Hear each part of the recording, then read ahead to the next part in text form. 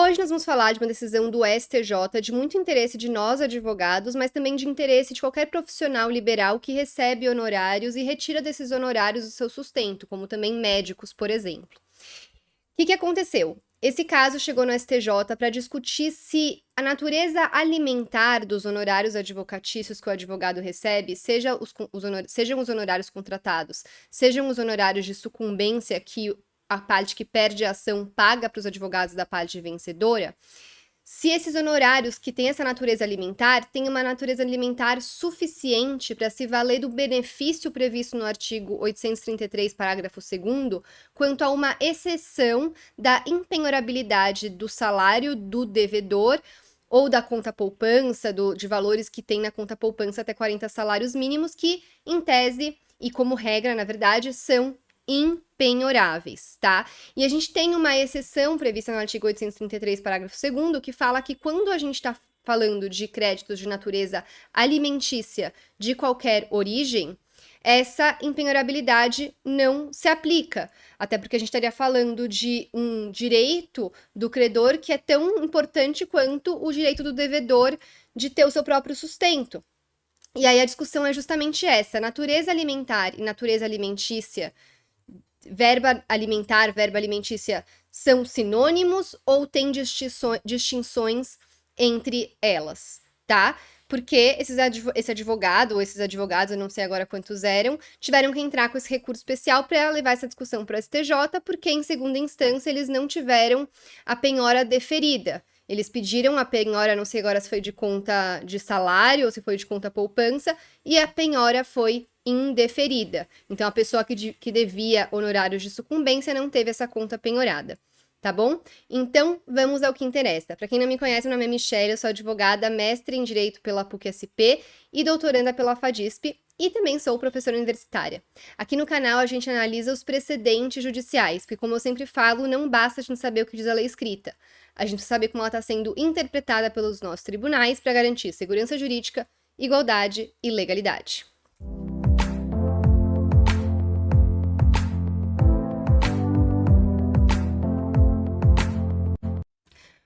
Antes de a gente começar a analisar essa decisão, não esqueça de se inscrever no canal, dar o seu like nesse vídeo e compartilhar esse vídeo com outras pessoas que possam se interessar sobre esse tema e também compartilhar o canal para a gente crescer cada vez mais a nossa comunidade. Bom, vamos então ao que interessa.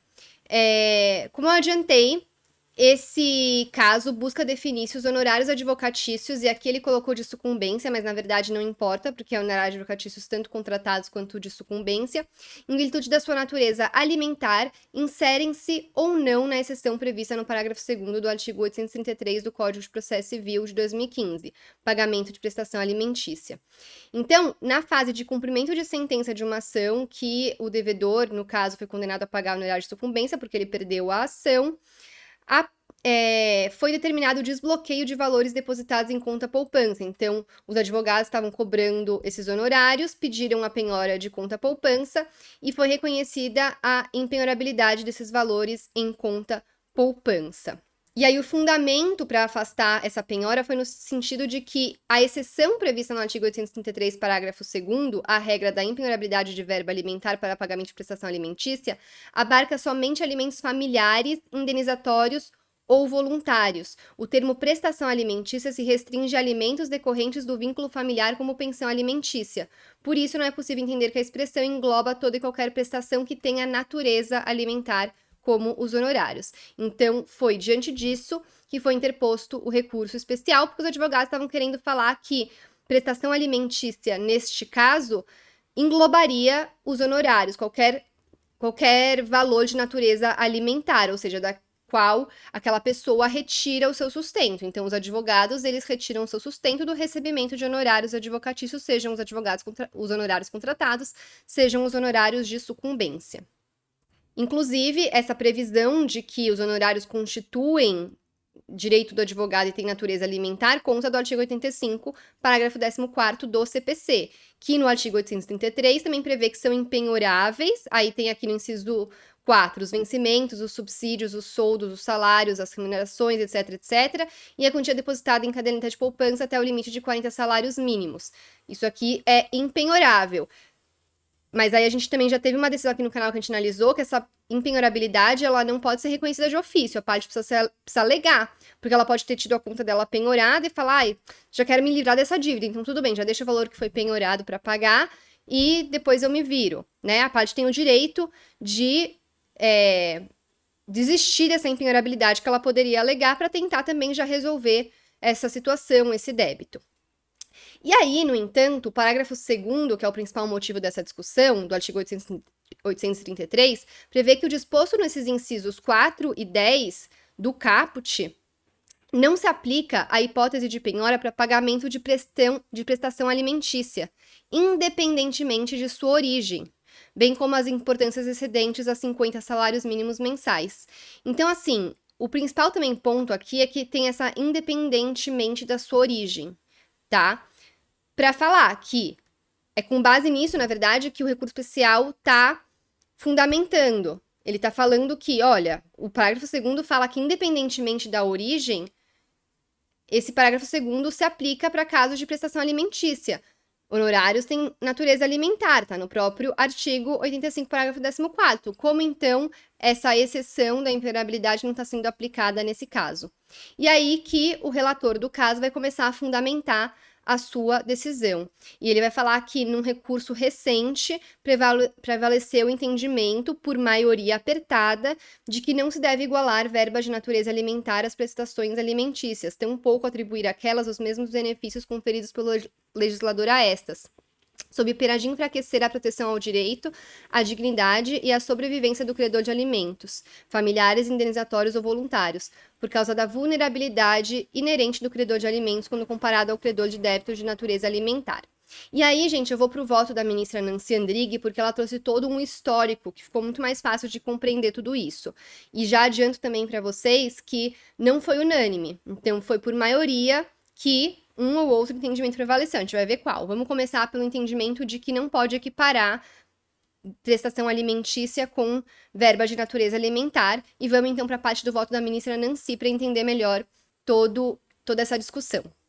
Um ponto importante do voto da ministra Nancy, que ela já vai começar dizendo, é que não se pode confundir o objeto do presente recurso referente à exceção prevista no parágrafo 2º do artigo 833 com o entendimento jurisprudencial que relativiza a própria regra geral do inciso 4 do artigo 833. Por quê, gente? Porque já existe um entendimento jurisprudencial de que essa regra de impenhorabilidade não é absoluta.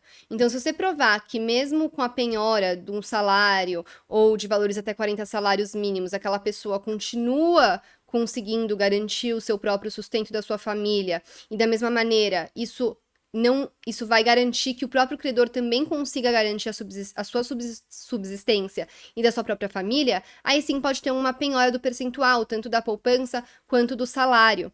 Porque a gente não pode só proteger o devedor e esquecer que o credor muitas vezes também depende daquele valor para sobreviver, para pagar suas contas, né? E aí ela vai ressaltar que, segundo a jurisprudência desta Corte Especial, a regra geral da impenhorabilidade de salários, vencimentos, proventos, etc., pode ser excepcionada quando for preservado o percentual de tais verbas capaz de dar guarida à dignidade do devedor e de sua família. E ela vai frisar, o presente julgamento se limita a interpretar a abrangência da exceção quanto à prestação alimentícia prevista no parágrafo 2º do artigo 833. Exceção essa que é mais benéfica para o credor, pois decorre diretamente da lei, sem precisar justificar eventual necessidade excepcional da medida, além de não excepcionar apenas o inciso 4, mas também o inciso 10, tá? E, bom, aí ela vai trazer o histórico que eu falei dessas expressões de prestação alimentícia, natureza alimentar. Eu não vou falar todo o histórico, senão a gente ficaria aqui até amanhã. Vou começar da parte que ela trata do Código Civil de 2002, falando que a classificação doutrinária dos alimentos quanto à sua origem praticamente se manteve, dividindo-se em legais, familiares, então pensão alimentícia, que um pai deve ao filho, por exemplo, indenizatórios devidos em razão de um ato ilícito. Então, uma empresa é condenada a pagar uma pensão para uma pessoa porque ela foi responsável por um acidente que deixou a pessoa incapacitada de trabalhar, por exemplo. E os voluntários, fixados por contrato, testamento ou legado. Então, tudo isso estaria dentro de prestação alimentícia, tá? E vai falar que, por fim, o Código de Processo Civil de 2015 fala de prestação alimentícia e vai falar os artigos que falam de prestação alimentícia para mostrar, basicamente, que está sempre se referindo a esses alimentos, a essa pensão alimentícia nesse sentido mais restrito. Prestação alimentícia nesse sentido mais restrito. Ela vai concluir falando que, em suma, com esse percurso histórico, evidencia-se que os termos prestação alimentícia, prestação de alimentos e pensão alimentícia são utilizados como sinônimos pelo legislador, sendo que inicialmente estavam estritamente ligados aos alimentos familiares e, a partir de 1916, passaram a ser utilizados para fazer referência aos alimentos indenizatórios e até aos voluntários, mas os únicos que, até hoje, possuem um regramento específico e completo pelo Código Civil são os alimentos familiares. Aí ela vai falar da origem do termo verba de natureza alimentar. E ela já vai começar falando que, diversamente da prestação alimentícia, a expressão créditos de natureza alimentícia ou créditos de natureza alimentar tem origem relativamente recente, porque foi introduzida no ordenamento jurídico brasileiro pela Constituição de 88, ao trazer uma inovação no regime de precatórios consagrado constitucionalmente desde 34, qual seja a prioridade de pagamento dos referidos créditos sobre os demais, conforme a redação original do artigo 100 da Constituição. Então, o artigo 100 da Constituição originalmente falava o quê? A exceção dos créditos de natureza alimentícia, os pagamentos devidos pela Fazenda Federal, em virtude de sentença judiciária, far-se-ão exclusivamente na ordem cronológica de apresentação dos precatórios e a conta dos créditos respectivos, proibida a designação de casos ou de pessoas, nananana. E aí ela vai falar que inicialmente o STF declarou a constitucionalidade de normas estaduais que exemplificavam o crédito de natureza alimentícia como algumas espécies de verbas remuneratórias, isto é, aquelas decorrentes de condenação, então aquelas verbas alimentares indenizatórias. Todavia, surgiu o questionamento se o rol fixado no artigo 100 parágrafo 1º-A da Constituição era taxativo ou exemplificativo, e se os honorários advocatícios caracterizariam créditos de natureza alimentícia, possuindo, por conseguinte, preferência no pagamento de precatórios pela Fazenda Pública. Então, essa discussão chegou no STF, e o STF decidiu falar que se tratava, sim, de um rol exemplificativo e não taxativo, de modo que os honorários advocatícios são considerados débitos de natureza alimentícia. Esse entendimento foi seguido por esta Corte Superior, que asseverou a natureza alimentar dos honorários advocatícios, sejam contratuais ou sucumbenciais. E aí, a Emenda Constitucional de 62 de 2009 deu uma nova redação ao artigo 100, parágrafo 1º da Constituição de 88, que melhor esclareceu o conceito em exame. E aí, esse artigo 100 que a gente leu acima passou a constar da seguinte maneira: os débitos de natureza alimentícia compreendem aqueles decorrentes de salários, vencimentos, proventos, pensões e suas complementações, benefícios previdenciários, indenizações por morte ou invalidez fundadas em responsabilidade civil, em virtude de sentença judicial, transitado em julgado, e serão pagos com preferência sobre todos os demais débitos, exceto sobre aqueles referidos no parágrafo 2º deste artigo. E consolidando o tema, o STF editou ainda uma súmula vinculante, reafirmando que os honorários constituem verba de natureza alimentar. E aí, superada essa discussão, sobreveio o debate acerca da equiparação ou não dos honorários advocatícios em razão da sua natureza alimentar aos créditos trabalhistas para fins de preferência em processo de falência. E foi pacificado o tema no sentido de que existe equiparação. Então, num processo de falência, você tem honorários advocatícios para receber, e aí eu também entendo quaisquer honorários decorrentes de trabalho que você retira daquilo o seu sustento, então médico, como eu falei no começo do vídeo, também se equiparam a salário para créditos trabalhistas, né, para fim de preferência em um processo de falência, numa recuperação judicial também. E aí, para chegar finalmente no objeto da discussão, depois de ela ter feito todo esse histórico, ela vai dizer que o artigo 833, o parágrafo 2º do artigo 833, não utilizou o termo natureza alimentar do CPC de 2015. Referindo-se apenas à prestação alimentícia, que, como visto, se trata de alimentos. E aí ela vai trazer um argumento que eu achei muito forte, no sentido de que a exceção em favor do crédito de natureza alimentar foi prevista apenas no parágrafo 3º do mesmo artigo 833, que fala que incluem-se na impenhorabilidade previstas no inciso 5 do caput os equipamentos, implementos e as máquinas agrícolas pertencentes à pessoa física ou empresa individual produtora rural, exceto quando respondam por dívida de natureza alimentar, trabalhista ou previdenciária. Então, ela fala basicamente, olha, se o legislador no parágrafo 2º utilizou prestação alimentícia e logo no parágrafo 3º já falou de natureza alimentar e citou trabalhista e previdenciária, foi porque ele optou por fazer uma diferença. Será que conscientemente ele optou por fazer essa diferença? Ou será que ele acabou usando como sinônimo? Porque também acontecem esses problemas no código de processo. Às vezes utiliza termos diferentes para tratar da mesma coisa e causa um pouco dessa confusão. Aí, além desse fundamento, ela também vai falar que, embora os honorários e salários não sejam figuras idênticas, ambos são verbas remuneratórias, responsáveis por assegurar o sustento de quem as recebe e de sua família, e por isso merecem uma proteção legislativa maior quando em comparação com créditos que não possuem a mesma finalidade, ou seja, de garantir a subsistência de uma família, que se equipara ao salário. Todavia, não se pode afirmar que as verbas remuneratórias, ainda que sejam destinadas à subsistência do credor, são totalmente equivalentes aos alimentos de que trata o Código Civil, isto é, aqueles oriundos de relações familiares ou responsabilidade civil fixados por sentença ou título executivo extrajudicial. E por que ela vai falar isso? Porque, diferentemente das verbas remuneratórias, os alimentos são devidos para aquele que não pode prover a sua própria subsistência, com sua própria força de trabalho. Então, isso é o exemplo clássico de um pai que deve alimentos para um filho, tá? Aí ela vai dizer que justamente por isso, as verbas remuneratórias destinadas à subsistência do credor e da sua família são de fato essenciais, razão pela qual merecem uma atenção especial. Já tem uma atenção especial. Mas os alimentos têm uma urgência ainda maior, precisam ter uma proteção ainda mais especial, porque o alimentando depende exclusivamente da pessoa obrigada a lhe prestar alimentos, não tendo outros meios para se socorrer, justificando um tratamento mais sensível ainda do que aquele conferido às verbas remuneratórias. E aí, sob esse enfoque, a Constituição da República conferiu um grande amparo ao credor de alimentos, permitindo de forma excepcional, inclusive, a prisão civil do responsável pelo inadimplemento voluntário e inexcusável de obrigação alimentícia. Exatamente, se você deve alimentos, você pode ser preso se você não pagar. Então, pague a pensão alimentícia. Aí aqui ela vai trazer uma lista de algumas consequências distintas entre créditos decorrentes de verbas de natureza alimentar e créditos decorrentes de prestações alimentícias. E basicamente vai falar que além da prestação alimentícia poder se valer de todas essas, ela também tem alguns exclusivos, como possibilidade de penhorar verba de natureza alimentar e a quantia depositada em caderneta de poupança, possibilidade de penhorar bem de família, possibilidade de prisão civil pelo não pagamento e execução na forma dos artigos 528 a 533. E aí ela vai trazer mais um argumento para falar que nesse mesmo parágrafo 2º do artigo 833, ele também fez referência justamente a esses artigos que falam da forma de cumprimento de execução da prestação alimentícia. Então, como que esse artigo trata justamente de outra questão que é ligada exclusivamente à prestação alimentícia e não às verbas alimentares.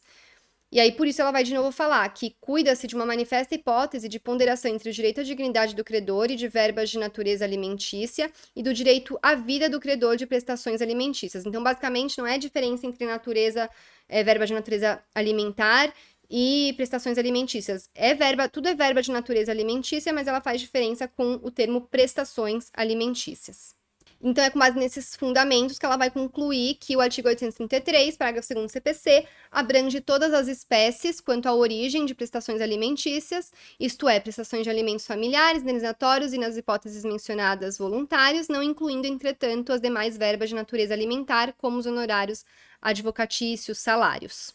Então, a ministra Nancy foi no mesmo sentido que o relator já tinha trazido também com outros fundamentos. Então, ele falou que o STJ decidiu que pede à natureza alimentar o montante dos honorários advocatícios que excedem o necessário para a subsistência do advogado e de sua família.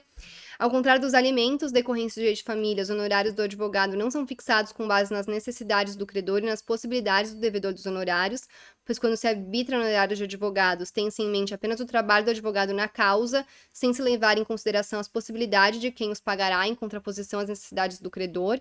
Isso é verdade quando a gente tem pensão alimentícia, a gente tem o binômio possibilidade e necessidade. Se verifica quanto que a pessoa que vai receber os alimentos, a criança, por exemplo, necessita e quanto que o pai, por exemplo, tem possibilidade de pagar de acordo com o que ele recebe de salário, por exemplo. Ele vai falar que, apesar de existirem 25 acórdãos desta Corte Superior, no sentido de ser possível a penhora das verbas remuneratórias para pagamento de honorários advocatícios por ter natureza alimentar, aparentando em um primeiro momento ser um posicionamento pacífico e consolidado no tribunal, o exame apurado de cada um deles demonstra que o tema merece uma nova e aprofundada análise, levando em consideração a origem e definição dos termos utilizados, como fez a ministra Nancy. Então, o que eu até fiz a ressalva aqui é de que, então, está tendo uma alteração da norma jurídica, ou seja, uma alteração da interpretação da lei escrita à luz de um caso concreto. Então, provavelmente, já teve vários advogados que conseguiram a penhora de salário e de conta poupança, porque que outros não poderiam? Ou porque que esses devedores tiveram que pagar dessa maneira e agora outros devedores não vão ter que pagar dessa maneira? Né? Então, a gente teria que ver aqui a modulação, que ninguém falou sobre modulação nesse caso. Já falei sobre modulação aqui no canal em várias decisões.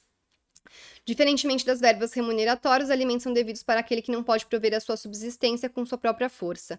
Quanto aos alimentos indenizatórios, é claro que não se trata de uma afirmação absoluta, contudo, na maioria das vezes, como bem assevera a doutrina, decorrem da prática de ato incapacitante contra a vítima, de modo que acabam tornando-se o único recurso de que ela dispõe para seu sustento. Então, alguns fundamentos a mais que ele utilizou, além dos argumentos que a ministra Nancy também colocou no voto dela. E agora a gente vai para um voto divergente. O ministro Humberto Martins entendeu de forma diferente da ministra Nancy do relator. Ele vai dizer, aqui no voto dele, que os honorários compõem a fonte de remuneração do trabalho desenvolvido pelas advogadas e pelos advogados, ou seja, são a fonte de seu sustento e de sua família. Honorários advocatícios, mesmo os de sucumbência, não apenas têm natureza alimentar, como também são prestações alimentícias em sua essência. E aí ele vai falar aqui que o Supremo Tribunal editou em 2015 a súmula vinculante número 47, que fala que os honorários advocatícios incluídos na condenação ou destacados do montante principal devido ao credor consubstanciam verba de natureza alimentar, cuja satisfação ocorrerá com a expedição de precatório ou requisição de pequeno valor. Enfim, trazendo alguns outros argumentos de que o próprio STF já reconheceu a natureza alimentar, só que assim, o fundamento dos votos que estão indo no outro sentido não foi que não tem natureza alimentar, mas que existiria uma diferença entre a prestação alimentícia e a natureza alimentícia. O parágrafo 2º do artigo 833 do CPC, ao aludir à prestação alimentícia, independente da sua origem, confere exceção a todas as verbas de natureza alimentar relacionadas à subsistência da parte exequente. Aí a gente viu que a ministra Nancy trouxe alguns fundamentos que refutam esse argumento. Estou falando que o ministro Humberto Martins está errado? Não, não estou, mas estou trazendo como que a gente está vendo o contraste entre alegações, entre argumentos dos ministros. Aí ele fala que tem que interpretar a finalidade da verba, que é a subsistência do advogado, da mesma forma que os honorários de um médico também visam a sua subsistência, da mesma forma que o salário busca garantir a subsistência do trabalhador. Então, a gente tem que olhar para a finalidade da verba e não para a sua denominação. E aí ele vai também trazer uma ressalva, no sentido de que a conclusão de que os honorários são uma prestação alimentícia não significa a irrestrita constrição da verba remuneratória da parte devedora, pois a esta é garantia razoável subsistência, assim como é garantida ao credor. Então, assim, não é porque você reconhece que existe uma exceção à impenhorabilidade que você vai sair penhorando todas as contas do devedor e deixar ele sem dinheiro nenhum para garantir a subsistência dele e da família dele. Tem que ter um equilíbrio entre buscar garantir a subsistência do credor e também garantir um mínimo necessário para subsistência do devedor. E a conclusão a que eu chego, basicamente, é que, independentemente dessa discussão, ela não chega a ser tão relevante, porque sempre vai depender do caso concreto. A regra geral de impenhorabilidade, ela já permite exceções. Lógico que, tendo uma regra que traz mais claramente essa exceção, fica mais fácil de você solicitar a penhora e discutir. Mas, no fim, a gente consegue, em qualquer caso, demonstrar, olha, tudo bem, é o salário dele, mas eu, credor, estou aqui e estou precisando desse dinheiro também para garantir minha subsistência. Ele ganha tanto de salário e eu preciso que penhore um percentual disso, que não vai impedir que ele continue se sustentando, mas vai garantir também que eu tenho uma parte da dívida satisfeita e também consiga garantir aqui a minha subsistência. Outro voto divergente foi do ministro Luiz Felipe Salomão.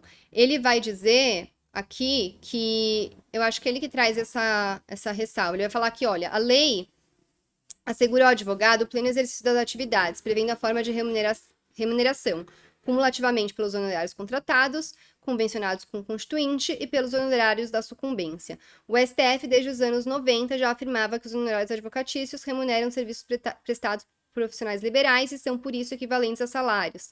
Deles depende o profissional para alimentar-se e aos seus, porque tem a mesma finalidade destes. Nessa ordem de ideias, dirimindo qualquer questionamento que pudesse ainda existir, o CPC reconheceu expressamente o caráter provedor dos honorários, ao dispor que os honorários constituem direito do advogado e têm natureza alimentar, com os mesmos privilégios dos créditos oriundos da legislação do trabalho, sendo vedada a compensação em caso de sucumbência parcial. E, de novo, esses fundamentos são ótimos, mas não existe discussão entre os ministros de que os honorários se equiparam ao salário. Isso não tem discussão. A discussão é a diferença entre natureza alimentícia e prestação alimentícia. Aí ele vai citar alguns julgados do próprio STJ nesse mesmo sentido e vai reiterar que a expressão prestação alimentar do parágrafo 2º do artigo 833 deve ser interpretada em sentido amplo, como gênero, para abarcar todas as verbas de natureza alimentar. Ao prever o CPC que a prestação alimentícia, independente de sua origem, quis o legislador enfatizar que a exceção se volta para todas as verbas de cunho alimentar, voltadas à subsistência do exequente. Honorários advocatícios são a remuneração do advogado, a fonte de renda e sustento, devendo ter prioridade sobre o equivalente do devedor, sob pena de se apenas prestigiar o direito fundamental do executado, em detrimento também fundamental o direito do exequente. Teve um outro voto que foi junto com o relator que trouxe o seguinte argumento: o salário do trabalhador equivale aos honorários do profissional liberal, merecendo ambos o mesmo grau de tutela judicial. Assim, permitir como regra a penhora do salário de um para pagar o honorário do outro equivaleria, segundo o adágio popular, a despir um santo para vestir o outro. Só que aí eu acho que tem um viés aí, porque você inverte a frase, a lógica dá na mesma. Por que então você vai despir o advogado e vestir o devedor? Ou porque você vai vestir só o devedor e despir o advogado, ou qualquer outro profissional liberal que depende daquilo como salário também para garantir o seu sustento. Então, de novo, a melhor solução é ver o caso concreto. Depende do valor dos honorários que estão sendo cobrados, depende realmente da capacidade do devedor, depende se é um escritório de advocacia. Teve depois um outro ministro que citou isso, que muitas vezes são escritórios de advocacia que estão cobrando, grandes escritórios, então não é necessariamente uma pessoa física, advogado, pessoa física que está lá dependendo daquele recebimento de honorários para conseguir pagar as contas no final do mês. Então tem que diferenciar todos esses casos, mas aí só vendo realmente sempre as peculiaridades do caso concreto. E aí vai ter mais um voto vencido aqui, no sentido de que a nova legislação processual contempla de forma ampla a prestação alimentícia, que seria gênero, como apta a superar a impenhorabilidade de salários, nananana. A referência ao gênero, prestação alimentícia, por óbvio, contempla as espécies, como, por exemplo, os honorários advocatícios. Só que o voto vencedor entendeu o contrário, que o gênero seria, então, verba alimentar e que prestação alimentícia seria uma espécie. Então, assim, tá vendo? É tudo interpretação e o que você dá de definição para cada nomenclatura. E aí a gente não sabe, o legislador, exatamente qual foi o objetivo dele. Se ele quis falar de prestação alimentícia como gênero, ou se ele quis falar como gênero da verba de natureza alimentar. Mas, enfim, como eu acabei adiantando no meio aqui da nossa análise, venceu a tese de que honorários advocatícios não têm natureza de prestação alimentícia, apesar da sua natureza alimentar.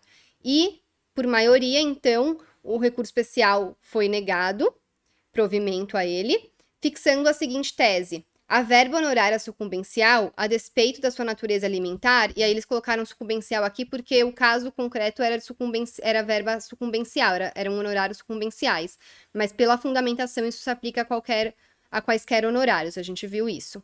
Então, a verba honorária sucumbencial, a despeito da sua natureza alimentar, não se enquadra na exceção prevista no parágrafo 2º do artigo 833 do CPC de 2015. Tá bom, gente? Então, é isso.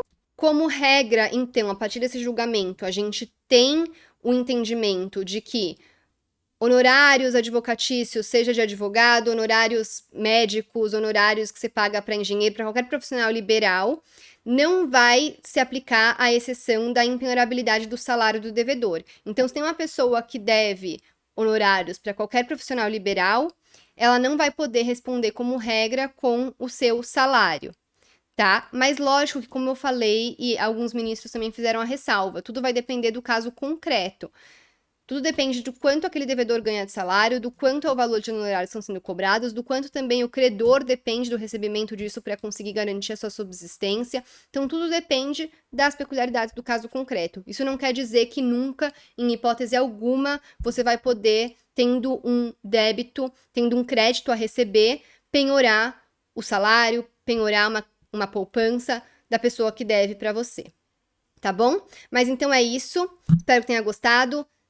Ficam com quaisquer dúvidas, deixa aqui nos comentários, deixa também suas opiniões, sugestões, críticas e muito obrigada. De novo, não esqueça de se inscrever no canal, dar o seu like nesse vídeo e compartilhar o canal e esse vídeo com outras pessoas pra gente crescer ainda mais o canal. Muito obrigada e até semana que vem.